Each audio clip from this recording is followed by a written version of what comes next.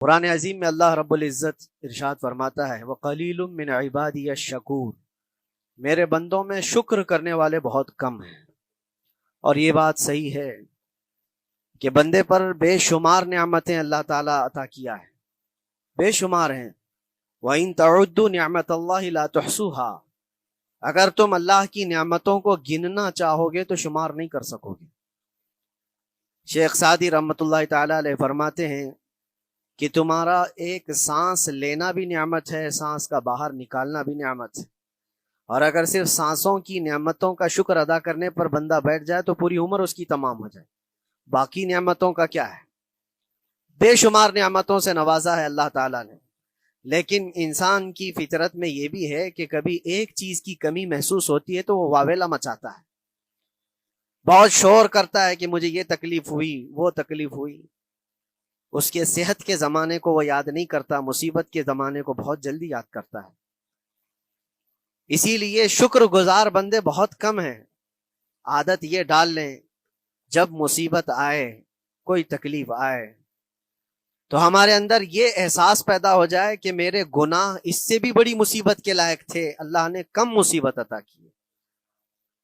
جب کوئی بیمار ہو جائے، جب کبھی کسی آفت میں مبتلا ہو جائے تو یقیناً درد تو ہوتا ہے، آدمی سہن نہیں کر پاتا، لیکن احساس دل میں یہ پیدا کرے اگر وہ انصاف کرنے پر آئے رب تبارک و تعالی میرے ہر گناہ کے بدلے بڑی بڑی سزائیں دے سکتا ہے، میں چھوٹی سی سزا میں ملوث ہوں، اللہ کریم اس کا شکر ہے۔ اسی طرح سے میرے عزیزو، ایک بات میں آپ کو بتاتا ہوں، خاص طور پر ہمارے قید کے زمانے میں بہت سارے ایسے قیدی جیل کے اندر جانے کے بعد ان کے حالات ایسے ہو جاتے ہیں، وہ نا امید اور مایوس ہو کر کفریہ جملے بکنے لگ جاتے ہیں۔ ان کے حالات ایسے ہو جاتے ہیں کوئی خدا نہیں، اگر ہوتا تو ہماری سنتا، بہت کچھ عبادتیں بھی کرتے ہیں، نہیں جب قبول ہوتی ہے تو مایوس ہو جاتے ہیں۔ تو یہ تو اندر کے حالات ہیں، باہر بھی کسی کے ساتھ ایسا ہو سکتا ہے۔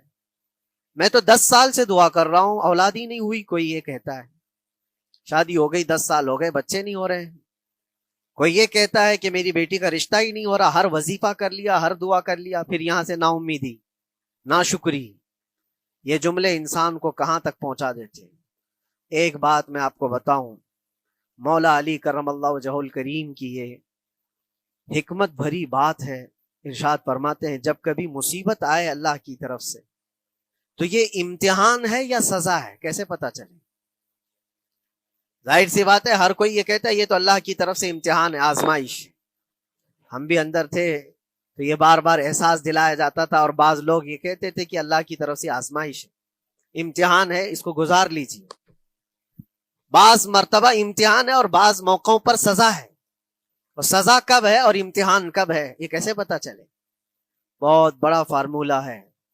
مولا علی کرم اللہ وجہہ الکریم فرماتے ہیں جب کبھی تم پر کوئی مصیبت آئے تو یہ دیکھ لینا ان مصیبتوں کے دن میں تم اگر اللہ سے زیادہ قریب ہو گئے ہو، دعا زیادہ کرنے لگ گئے ہو، وظیفے زیادہ کرنے لگ گئے ہو، تو اس کا مطلب ہے کہ اللہ تعالیٰ تم کو امتحان میں رکھا ہے۔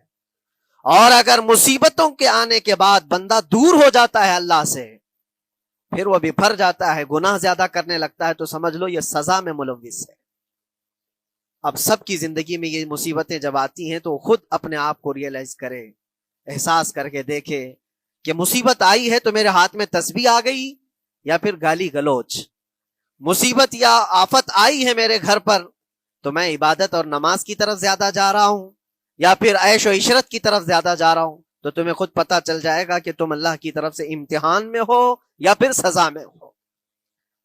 میرے عزیزو، بہت مقامات ایسے ہیں جہاں پر بظاہر مصیبت کی حکمت ہمیں نہیں معلوم ہوتی کہ کیوں آئی یہ مصیبت، کیوں دی گئی ہے ہمیں ایسی تکلیف۔ اسی کا نام تقدیر ہے کہ اللہ تعالیٰ کے لکھے ہوئے پر راضی رہنا یہ مومن کی شان ہے۔ مومن کو ہمہ وقت اللہ تبارک و تعالیٰ کی طرف سے لکھی ہوئی اس تقدیر پر راضی رہنا ہے۔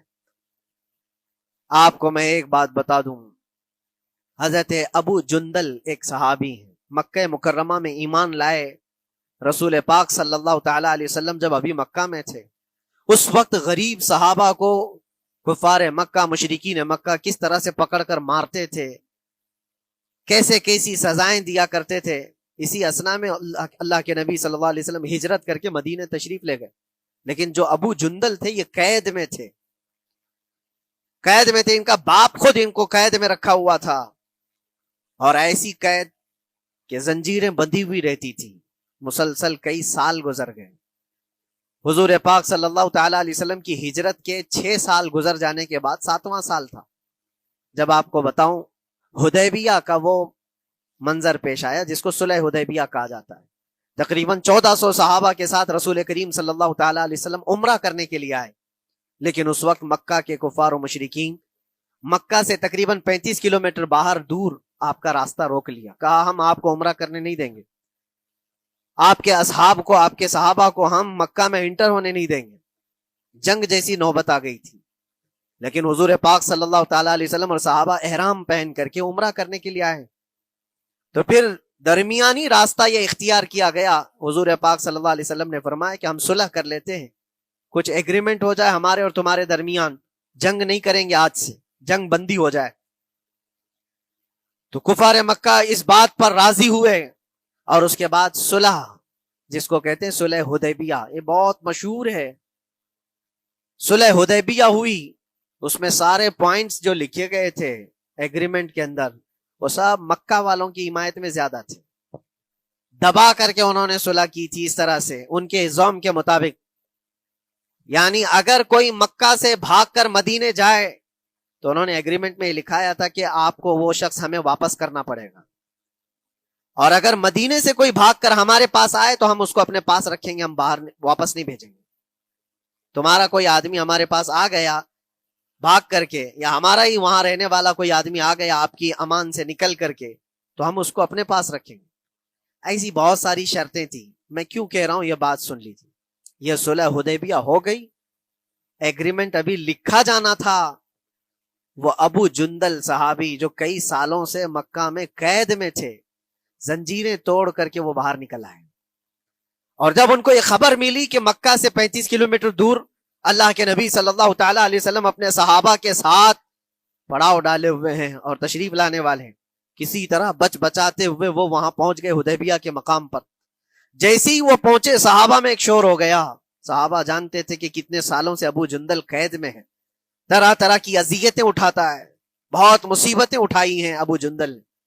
دیکھا ان کے جسم پر پورے زخموں کے نشان تھے، ہاتھوں اور پیروں میں زنجیریں لٹکی ہوئی تھیں. وہ اسی حالت میں صحابہ کے پاس آ گئے. صحابہ سب نے سینے سے سینہ لگایا، استقبال کیا. ابو جندل تم آ گئے ہمارے پاس، آ گئے. اب بات سنو، بڑی حیرت کی ہے. ایگریمنٹ لکھا جا رہا تھا اور ابو جندل مکہ سے فرار ہو کر کے آئے تھے.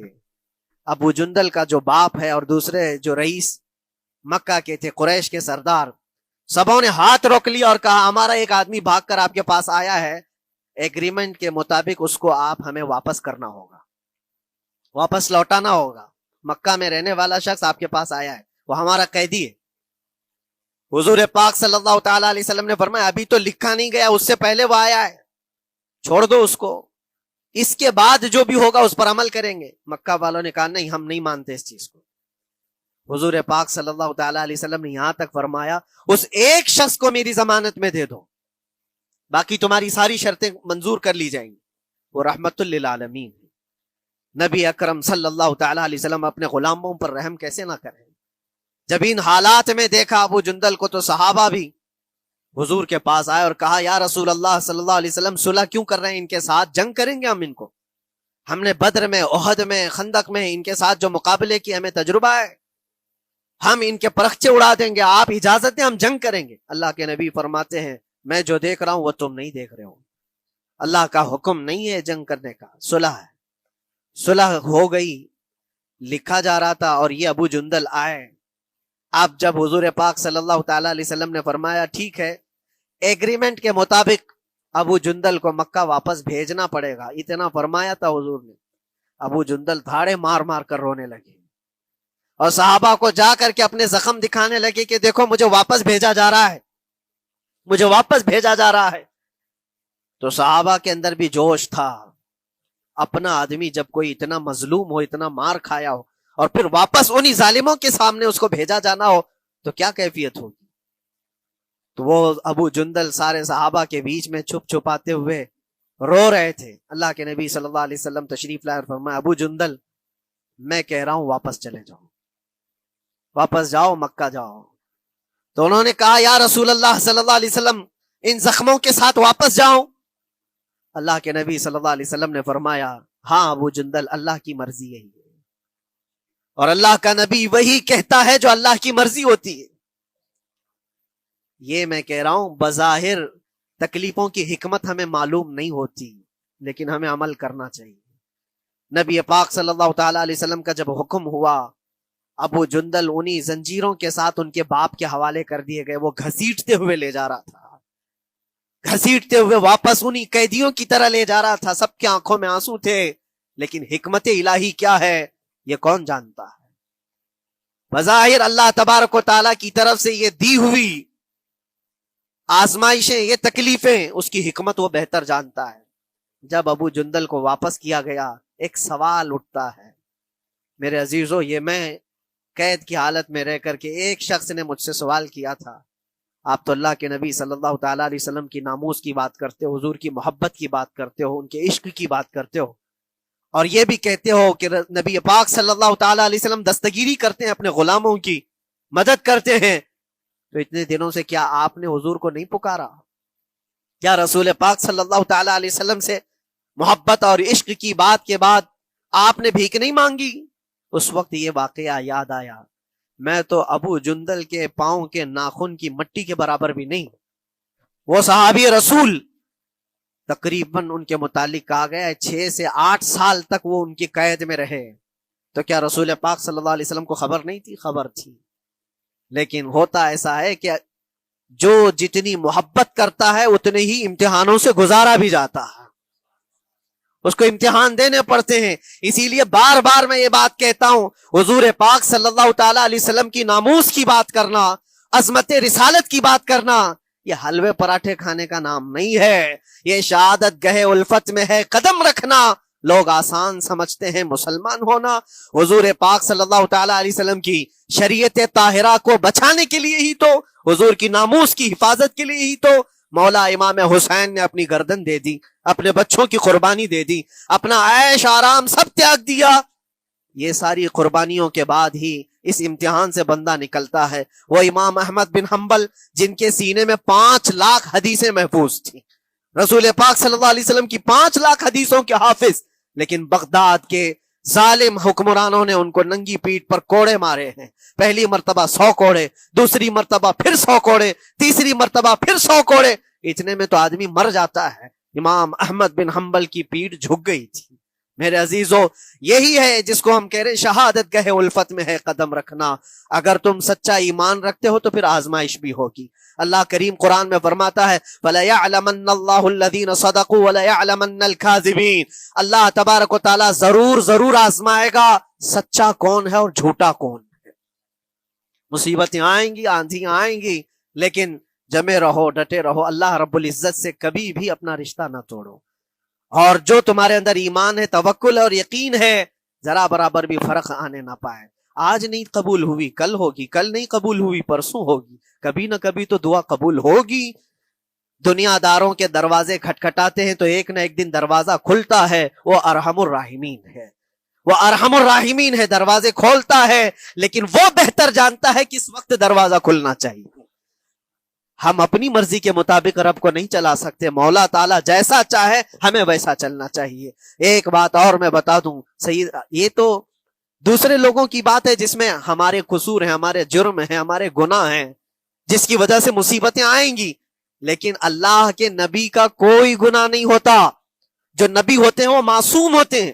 سیدنا یوسف علیہ الصلوۃ والتسلیم اللہ کے نبی، اللہ کے نبی ابراہیم علیہ السلام کے بیٹے اسحاق علیہ السلام، اسحاق علیہ السلام کے بیٹے یعقوب علیہ السلام، یعقوب علیہ السلام کے بیٹے یوسف علیہ السلام، جن کی نسل میں انبیاء کرام جو پورا خاندان نبوت کا ہے، وہ یوسف علیہ السلام کن کن مقامات سے گزارے گئے. پہلے بھائیوں نے کنویں میں پھینک دیا، اور اس کے بعد اس زہریلے کنویں سے وہ نکالے گئے. جنگل میں کوئی نہیں تھا جب ان کے بھائیوں نے کنویں میں پھینکا تھا. اس وقت ایک قافلہ جا رہا تھا، انہوں نے ڈول ڈال کر کے نکال لیا اور پھر لے کر کے گئے، یہاں سے کنویں سے تو نکالے، لیکن آگے کی زندگی کیا ہے؟ مصر کے بازار میں لے جا کر قافلے والوں نے بیچ دیا۔ یوسف علیہ السلام پھر خریدے گئے، کس کے ہاں؟ عزیز مصر، بادشاہ مصر کے گھر میں، اور وہاں پر زلیخا آپ پر فدا ہوئی، پھر آپ پر الزام بھی لگایا گیا، اور اس الزام کی بنیاد پر آپ کو جیل بھیجا گیا۔ اللہ کے نبی کے دامن پر پیوند تو ہو سکتا ہے، دھبا نہیں ہوتا، کسی گناہ کا تصور بھی وہ نہیں کرتے، وہ معصوم ہوتے ہیں، لیکن بغیر کسی قصور کے، بغیر کسی جرم کے آپ کو جیل بھیجا گیا۔ یوسف علیہ الصلوۃ والتسلیم جیل جب گئے، وہ نبی ہو کر کے، اور اس کے بعد دن کٹتے رہے، دن کیسے، ہفتے، ہفتے کیا، مہینے، مہینے کیا، سال۔ یوسف علیہ الصلوۃ والتسلیم کے 7 سال گزر گئے۔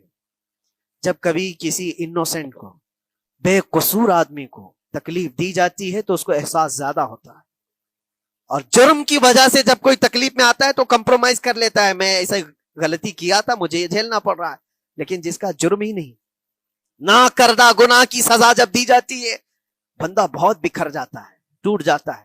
لیکن وہ اللہ کے نبی تھے، توکل کیسا تھا، یقین کیسا تھا، صبر کے ساتھ نکالے۔ لیکن ایک بہت پیاری بات ہمیں ملتی ہے میرے عزیزوں، وہاں قیدی اور بھی تھے، اور یوسف علیہ السلام کو اللہ تعالیٰ نے ایک معجزہ عطا کیا تھا، وہ خوابوں کی تعبیر سچی سچی بتاتے تھے۔ خواب کی تعبیر ہوا کرتی ہے، جو بھی خواب دیکھتا ہے آدمی، اس میں اشارہ ہوتا ہے اللہ کی طرف سے۔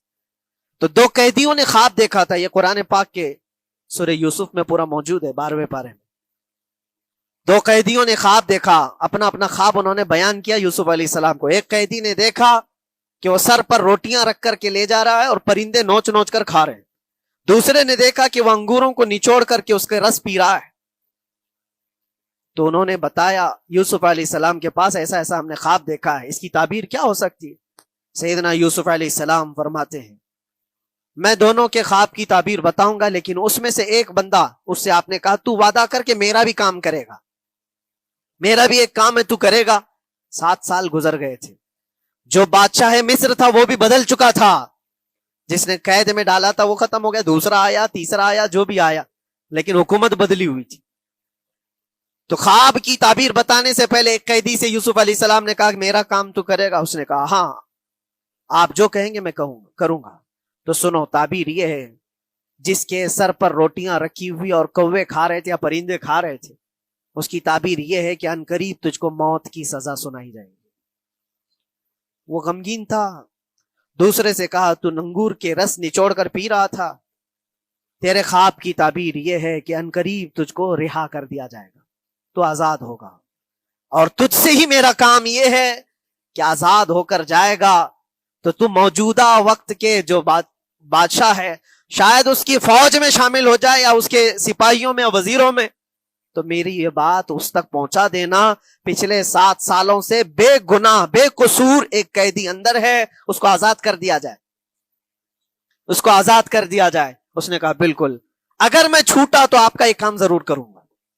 سنیے بات، چند دن نہیں گزرے تھے کہ اس ایک قیدی کو موت کی سزا ہو گئی، اس کو موت کی سزا سنائی گئی اور پھانسی ہو گئی۔ دوسرا یہ جو قیدی جس کو آپ نے رہائی کی خوشخبری دی تھی، اس کی بھی رہائی کی خوشخبری آ گئی، وہ آزاد ہو گیا۔ لیکن قرآن پاک میں ہے، آزاد ہو کر جب جاتا ہے آدمی تو پچھلا بھول جاتا ہے، اکثر ایسا ہی ہوتا ہے، کیا جیل کے دوست کون تھے، کیا تھے، کچھ پتا نہیں، اور آدمی تو یہ سوچتا ہے دوبارہ کبھی ادھر کے دروازے کو بھی نہ دیکھو، آیا اور بھول گیا۔ یوسف علیہ السلام نے جو کام دیا تھا وہ بھول گیا، یہاں تک کہ قرآن میں اللہ فرماتا ہے کئی سال گزر گئے، 1-2 دن نہیں، سالوں گزر گئے، اور وہ بادشاہ کی فوج میں شامل تھا یا بادشاہ کے مصاحبین میں شامل تھا، قریبی لوگوں میں۔